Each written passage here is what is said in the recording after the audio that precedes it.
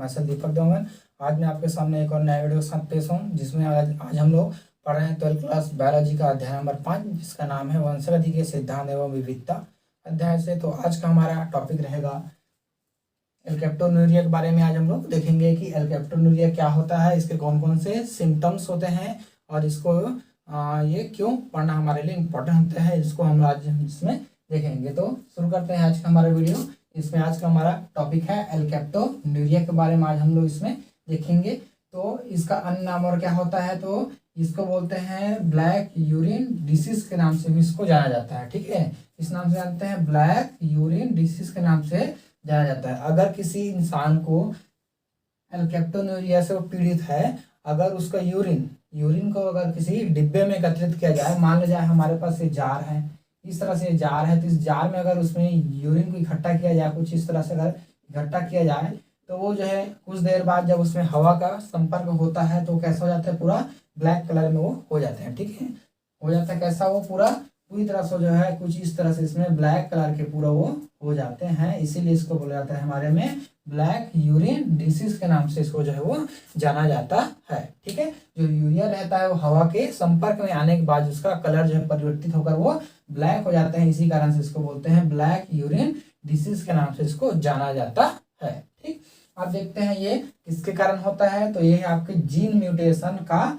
Example है। ठीक है, किसका है वो, जीन म्यूटेशन, मतलब जो जीन होते हैं उसमें म्यूटेशन हो जाने के कारण, उत्परिवर्तन के कारण, कुछ चेंजेस होने के कारण जो हमको प्राप्त होता है वो होता है इसमें जीन म्यूटेशन के कारण होने वाला ये जो है आपका डिसऑर्डर या डिसीज जो होता है, जिसको बोलते हैं एल्केप्टोन्यूरिया। ठीक है, तो जीन में परिवर्तन के कारण जो है वो होता है। ठीक है, म्यूटेशन के कारण होगा, उत्परिवर्तन के कारण ही ये होता है। तो अब म्यूटेशन क्या होता है या उत्परिवर्तन क्या होता है, अचानक से कोई लक्षण का या कोई गुणों का उभार आना, वो कहलाता है, इसमें म्यूटेशन कहते हैं। ठीक है, अचानक से वो पहले उसके जो पुराना पीढ़ी था उसमें नहीं था, लेकिन अचानक से इसमें वो उत्पन्न हो गया, उसको बोलते हैं इसमें क्या है, म्यूटेशन कहते हैं। तो जीन में जब म्यूटेशन होने के कारण जो है वो उत्पन्न ये होता है एल्केप्टोन्यूरिया। ठीक है, देखते हैं इसका डिस्क्राइब किसने किया था, तो डिस्क्राइब बाय जो है ए गेरार्ड सन 1908 में। ठीक है, तो इसमें डिस्क्राइब किया था ए गेरार्ड ने, इसको जो है वो डिस्क्राइब किया गया था, खोज किया था सन 1908 में। इसको जो है उन्होंने खोज इसको किया था, एल्केप्टोन्यूरिया को उन्होंने खोज किया था। ठीक है, अब उसके बाद देखते हैं यह जो है एक मेटाबॉलिक डिसऑर्डर है। ये क्या है आपके, मेटाबॉलिक डिसऑर्डर, मतलब मेटाबॉलिक के थ्रू निर्माण होने वाला या मेटाबॉलिक एक्टिविटी में जो है वो उसको एबनॉर्मलिटी लाने का काम जो है वो करता है, मतलब मेटाबॉलिक प्रक्रिया के द्वारा जो है वो क्या होता है, इसमें डिसऑर्डर वो लाता है। ठीक है, फिर उसके बाद देखते हैं इसमें, तो बोलता है ऑक्सीडेज एंजाइम की डिफिशियंसी के कारण जो है वो उत्पन्न होता है। ठीक है, तो ऑक्सीडेज एंजाइम की डिफिशियंसी कारण, उसकी कमी के कारण या उसके निर्माण ना होने के कारण जो है ये उत्पन्न होने वाला डिसीज जो है वो होता है। ठीक है, इस कारण होगा जो ऑक्सीडेज एंजाइम होता है, ऑक्सीडेज एंजाइम वो नहीं बन पाएंगे, जिसके कारण से उसमें वो होता है। तो उसका नाम होता है हमारे में, ये है होमोजेनेटिक डाइऑक्सीजनेस। ये जो एंजाइम होता है इसके निर्माण नहीं होने के कारण जो है वो हमको ये प्राप्त होता है। ठीक है, तो ऑक्सीडेज एंजाइम क्या है, इसमें ऑक्सीडेज एंजाइम की डेफिशिएंसी तो यही है।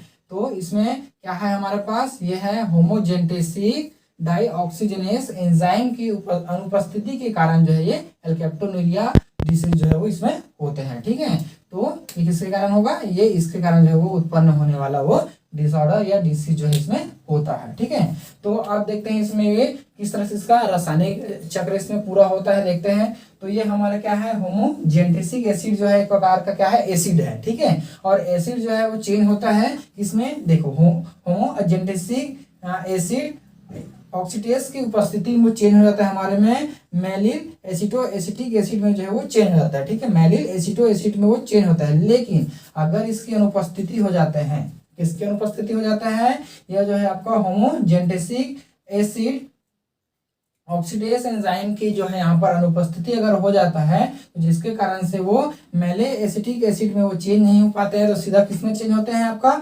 एल्केप्टोन्यूरिया या ब्लैक यूरिया डिसीज में जो है वो चेंज वो हो जाता है। ठीक है, तो आपको ये समझ में आया होगा यहाँ तक क्या किया हमने। देखिए ये क्या है, होमोजेंटेसिक एसिड रहता है हमारे बॉडी के अंदर। तो होमोजेंटेसिक एसिड क्या करता है, होमोजेंटेसिक एसिड ऑक्सीडेज एंजाइम की उपस्थिति में, अगर ये उपस्थित है, अगर यहाँ पर वो है तो उपस्थिति होगा तो यहाँ पर मेलिल एसिटिक एसिड में जो है वो चेंज होगा। लेकिन अगर यहाँ पर वो नहीं है तो यह जो आपका मेलिल एसिटो एसिड में वो चेंज नहीं हो पाते हैं, जिसके कारण से वो सीधा किसमें चेंज होते हैं, आपका एल्केप्टोनूरिया या इसी को बोलते हैं ब्लैक यूरिया डिसीज के नाम से जानते हैं वो, इसमें वो चेंज वो हो जाता है। ठीक, अब देखते हैं उसके बाद क्या होगा जब ये चेंज होते हैं हमारे पास ब्लैक यूरिया डिसीज में, अगर वो चेंज हो जाते हैं तो उसका कैसा होगा। तो देखिए यहाँ पर लिखे हमने होमोजेंटेसिक जो एसिड है एक्यूमुलेटेड इन जो है बॉडी टिश्यू। ठीक है, जब इसका जो है आपका मेलिल एसिटो एसिड में अगर वो चेंज नहीं होते हैं, जिसके कारण से ये एक्यूमुलेट होने लगते हैं। एक्यूमुलेट मतलब एकत्रीकरण,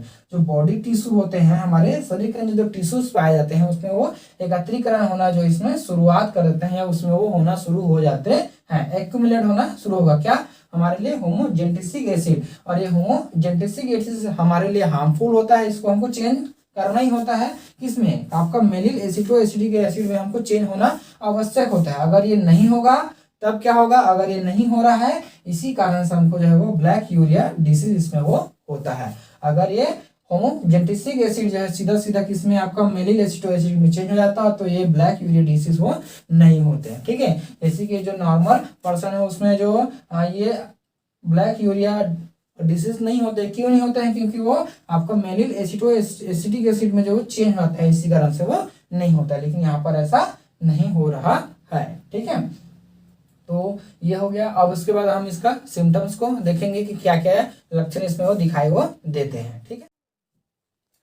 चलिए अब उसके बाद देखते हैं इसमें एल्केप्टोनूरिया का सिम्टम्स क्या होते हैं, तो इसमें लक्षण क्या क्या होते हैं इसको देखते हैं। तो पहला इसमें आता है हमारे पास ब्लैक यूरिया। जो यूरिया रहता है कैसा हो जाता है, ब्लैक हो जाता है। जैसे ये जार है तो ये जार में क्या होता है, जार में जो यूरिन भरा रहता है वो हवा में जब संपर्क में आते हैं, हवा के जब संपर्क में आता है तो वो क्या हो जाता है, उसमें कुछ देर बाद जो है वो कैसा हो जाता है, पूरा ब्लैक हो जाता है। पूरा कैसा हो जाएगा, ये पूरा इसमें जो है वो ब्लैक हो जाता है, जिसको बोलते हैं हमारे में ब्लैक यूरिया डिसीज या ब्लैक यूरिया कहते हैं। ठीक है, फिर उसके बाद हमारे में आपका ऑर्चोनोसिस, यानी कि इसी बोलते हैं आपका ब्लैक स्पॉट इन माउथ के नाम से जानते हैं, यानी कि मुंह के सामने जो मुंह होता है, फेस होते हैं, तो फेस में जो लिप्स वगैरह के कुछ इस तरह से अगर लिप्स है जिसके चारों तरफ इधर जो है आपका पूरा कैसा हो जाएगा, ब्लैक ही स्पॉट इसमें जो है वो बनना शुरू हो जाते हैं। यहाँ पर ऐसा जो है इसमें ब्लैक स्पॉट जो है चारों तरफ एक्यूमुलेट हो जाते हैं, ब्लैक स्पॉट इसमें वो बनता है।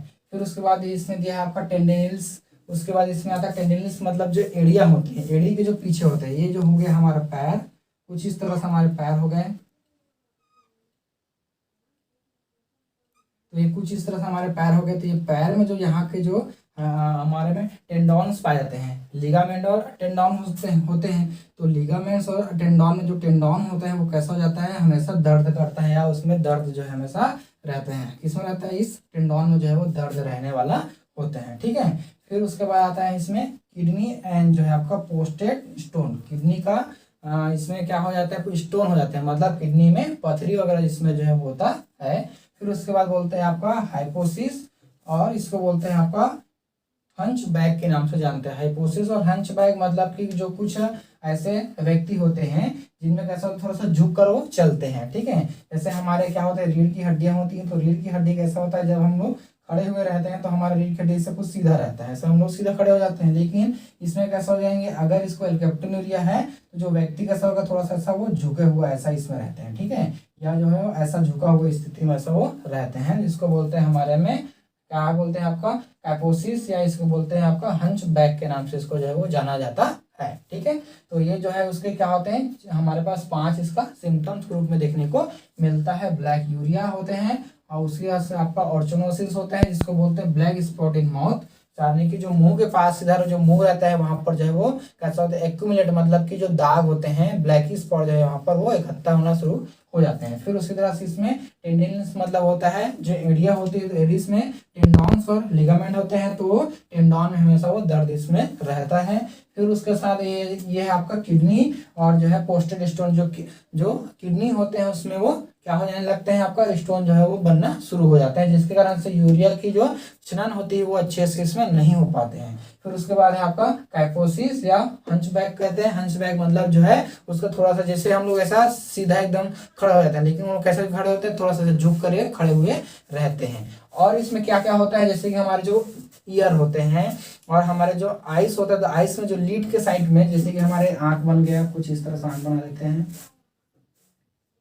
ये आंख बन गया, तो इस आंख के इधर नीचे को जो है आपका क्या हो जाने लगता है, इससे नीचे को जो है ऐसा ब्लैक ब्लॉक इसमें जो है वो जमा होना शुरू हो जाते हैं ऐसा। और ये ऐसा एकदम फीका नहीं रहता, एकदम गाढ़ा से ऐसा, जो इसमें जो है वो ब्लैक ही इसमें जमा होना शुरू हो जाते हैं, ऐसा इसमें पूरा जमा हुआ हमको देखने को मिलता है। उसी के साथ साथ हमारे जो कान होते हैं, तो ये कान इस तरह से रहता है, तो कान में जो है अलग अलग खांचे टाइप का इसमें ऐसा फिट रहता है, अलग अलग खांच टाइप का। इस खांचों में कैसा हो जाता है, यहाँ पर पूरा ब्लैक ही इसमें वो जमा होना शुरू हो जाता है। यहाँ पर भी ऐसा वो जमा हुआ रहता है, जानो मानो वहां पर कई दिनों से उसको साफ नहीं किया है, ऐसा वहां पर वो रहते हैं। तो ये होता है एल्गैप्टोन्यूरिया का सिम्टम। कि आई होप कि आपको ये समझ में आया होगा। तो आज के लिए इतना ही। देखते रहिए हमारे यूट्यूब चैनल। धन्यवाद।